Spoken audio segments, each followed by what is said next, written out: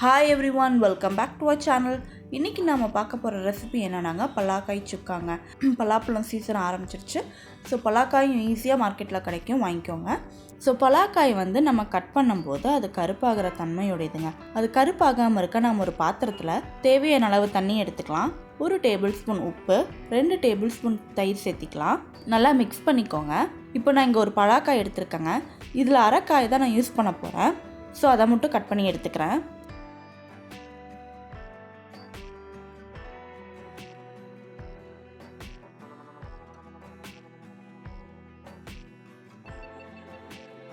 இப்போ இதில் இருக்க தோலெல்லாம், மேலே இருக்க தோலெல்லாம் நல்லா சீவி எடுத்துக்கோங்க.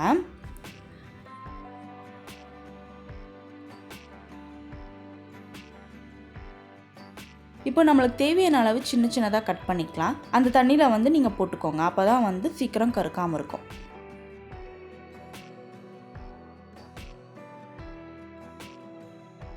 இதே மாதிரி எல்லாமே கட் பண்ணி அதில் வந்து போட்டு வச்சுக்கலாங்க.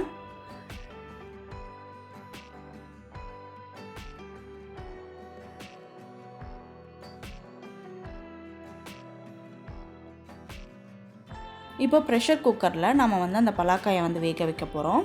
ஸோ கட் பண்ண பலாக்காயெல்லாம் போட்டு தேவையான அளவு தண்ணி ஊற்றி 3 விசில் விடுங்க, மீடியம் ஃப்ளேமில்.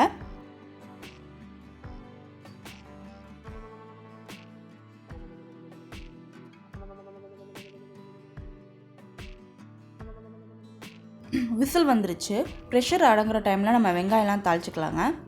இப்போ இந்த பேனில் நம்மளுக்கு தேவையான அளவு எண்ணெய் சேர்த்திக்கோங்க.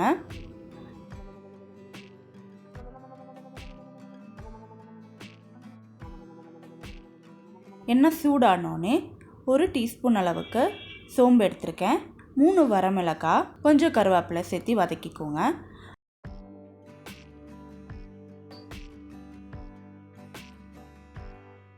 இதெல்லாம் பொரிஞ்சு வந்தோடனே 1 வெங்காயம் வந்து நல்லா நீட்டமாக கட் பண்ணி வச்சுருக்கோங்க, அதையும் சேர்த்திக்கோங்க. சேர்த்து நல்லா வதக்கிக்கோங்க. வெங்காயம் நல்லா வதங்கி வரணும்.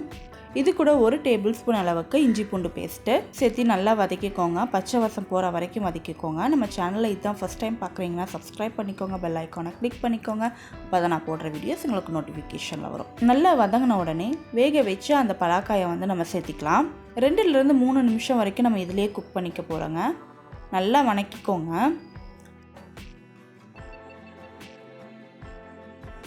இப்போ இதுக்கு கொஞ்சம் மஞ்சத்தூள், 1 டீஸ்பூன் அளவுக்கு மிளகாய்த்தூள், 2 டீஸ்பூன் அளவுக்கு மல்லித்தூள் சேர்த்திக்கோங்க.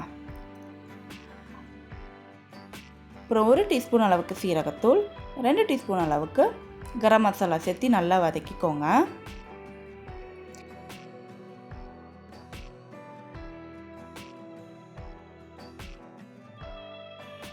இப்போ பலாக்காய் வேக வச்சு தண்ணி இருக்கும் இல்லையா, அதையும் நம்ம சேர்த்திக்கலாம். சேர்த்திட்டு தேவையான அளவு உப்பு சேர்த்திக்கோங்க.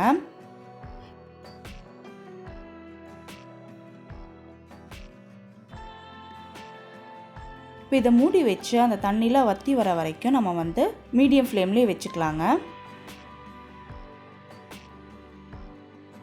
பாருங்கள், தண்ணிலாம் நல்லா வற்றி வந்துருச்சு.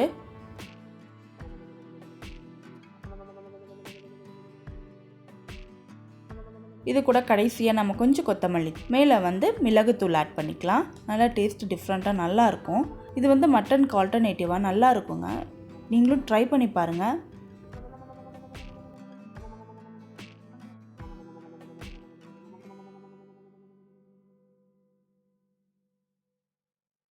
தேங்க்யூ ஃபார் வாட்சிங். அடுத்த வீடியோவில் பார்ப்போம்.